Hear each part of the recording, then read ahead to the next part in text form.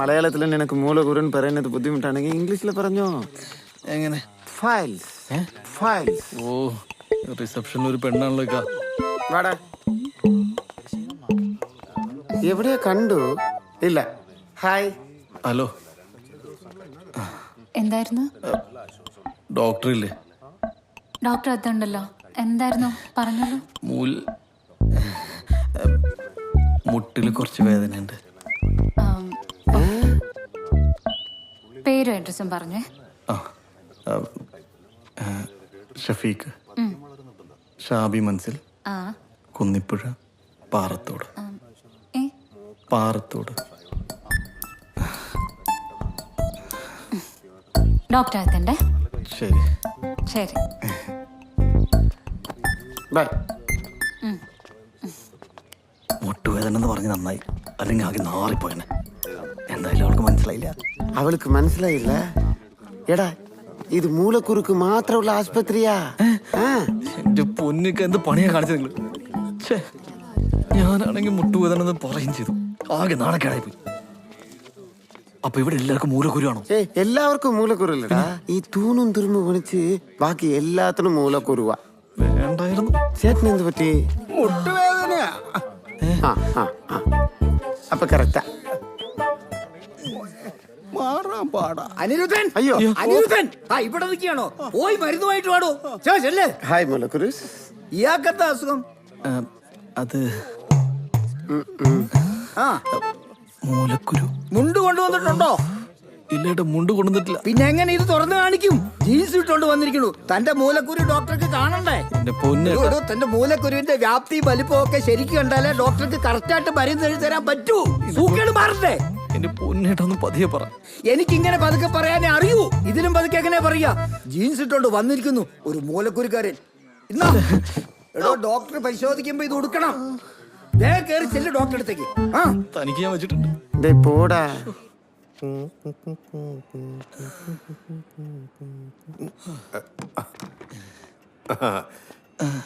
ഇരിക്കണോ? വേണ്ട ഡോക്ടർ, ഇരിക്കാനുള്ള ബുദ്ധിമുട്ട് കൊണ്ടാ. അതൊക്കെ നമുക്ക് ശരിയാക്കാം. താനാദ്യം ഇരിക്കേ. ഇരിക്കണോ?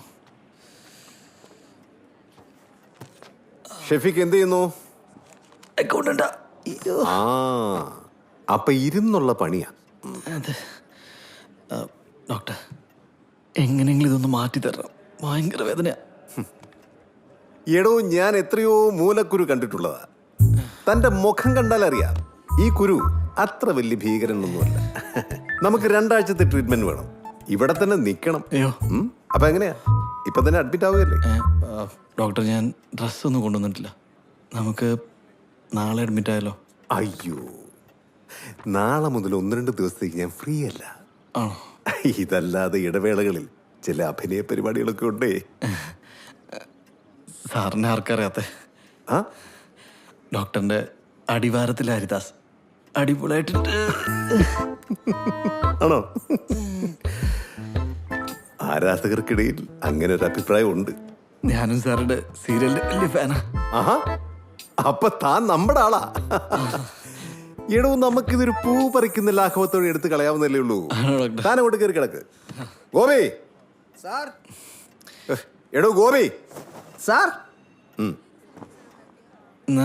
വാടോ ഇങ്ങോട്ട്. ഞാൻ എടോ, മൂലക്കുരു വെച്ചിട്ട് ആരെങ്കിലും പാന്റ് ഇട്ട് നടക്കുവോ? കേറണോ അങ്ങോട്ട്? പതുക്കെ പറയടോ. അങ്ങനെ വിളിച്ച് തന്റെ ഒരു പൊട്ടല്ലേ. ബെഡ്ഷീറ്റ് എടുത്തൊന്ന് ഉടുക്ക്. ഞാനൊന്ന് കാണട്ടെ. അല്ല, ഡോക്ടർ കാണട്ടെ. എടോ, ഒന്ന് കുനിഞ്ഞു നിക്കേ. ഡോക്ടർ മിണ്ടാണ്ടിരിക്കാൻ. റംബുട്ടാനോ ഇത് വെച്ചിട്ട് താനെങ്ങനെ അടുത്ത നാൾ എടോ, ഒരു ചെറുപ്പക്കാരൻ മൂലക്കുരുവായിട്ട് വന്നാൽ ഇങ്ങനെയാണോ പെരുമാറേണ്ടത്? അയാൾക്ക് എന്തുമാത്രം മാനസികമായ വിഷമുണ്ടായി കാണും. Bloody fool, out. എടോ അനിരുദ്ധൻ, മരുന്നുമായിട്ട് പോടോ. ഷെഫീക്ക്, കൂടെ വന്ന ആളെവിടെ? പുള്ളി ഡ്രസ് എടുക്കാൻ പോയി. ചേച്ചി മരുന്ന് വെച്ചിട്ടുണ്ടല്ലോ അല്ലേ? ഇതല്ലേ? ആ, അത് തന്നെ. എങ്ങനെയുണ്ട് ഇപ്പൊ മുട്ടുവേദന? കുഴപ്പമില്ല. ഷെഫീക്കിന് നല്ല കോംപ്ലക്സ് ഉണ്ടല്ലേ?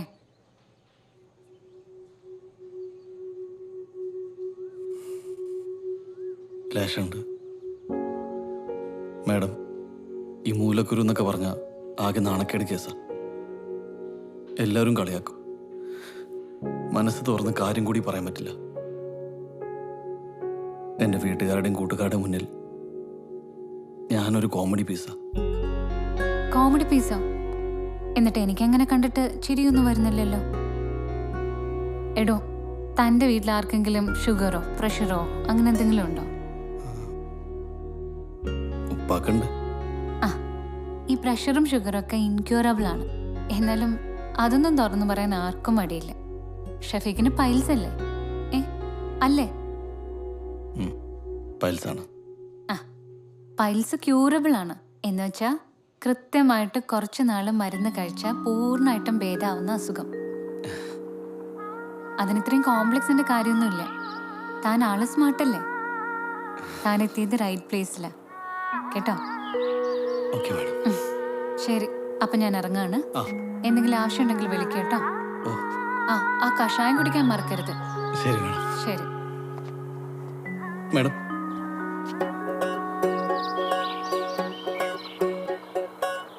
പേരെന്താ? മെർലിൻ.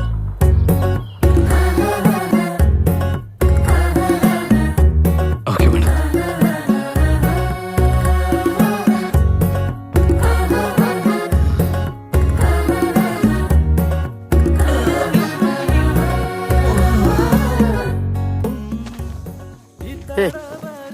വഴിയൊക്കെ കിട്ടിക്കോളും. എനിക്ക് പെണ്ണ് കാണേണ്ട. ആദ്യം പെണ്ണ് കട്ടിച്ചതാ. ഞാൻ തിരിച്ചു വിളിക്കാം.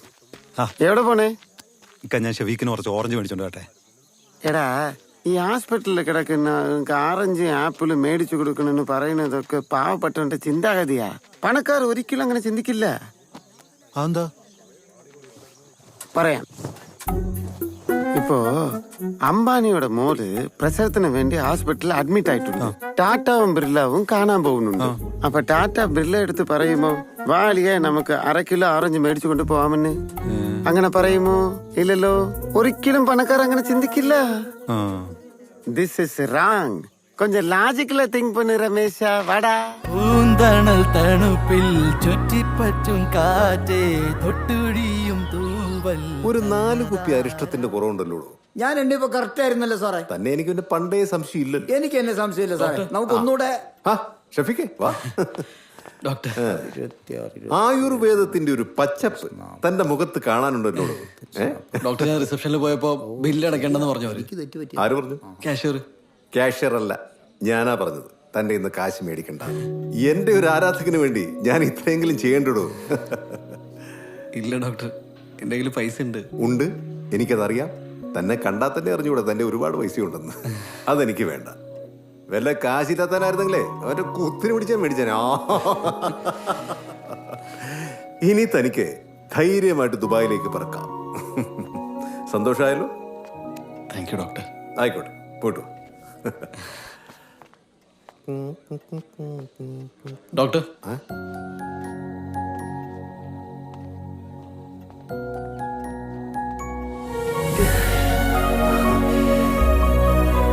Thank you doctor.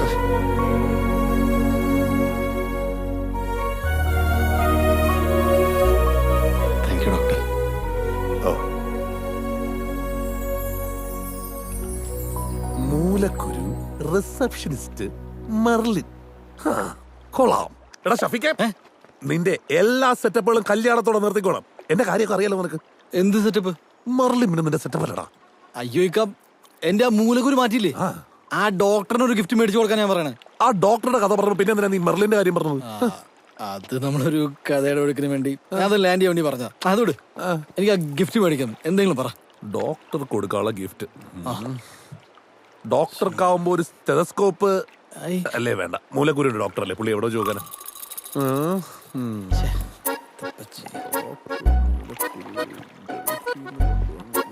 ആലോചിക്കുക എന്തെങ്കിലും പോവാൻ സമയമായി. കിട്ടി. ഒരു സ്പെഷ്യൽ സമ്മാനം. 15-ാം നൂറ്റാണ്ടിൽ അക്ബർ ചക്രവർത്തിയുടെ കൊട്ടാരം വൈദ്യനായ ഗിലാനി അക്ബർ ചക്രവർത്തി കൊടുത്ത സമ്മാനമാണ് നീ നിന്റെ കൊട്ടാരം വൈദ്യന് നിന്റെ മൂലക്കുരു ഡോക്ടറിന് കൊടുക്കാൻ പോകുന്ന സമ്മാനം.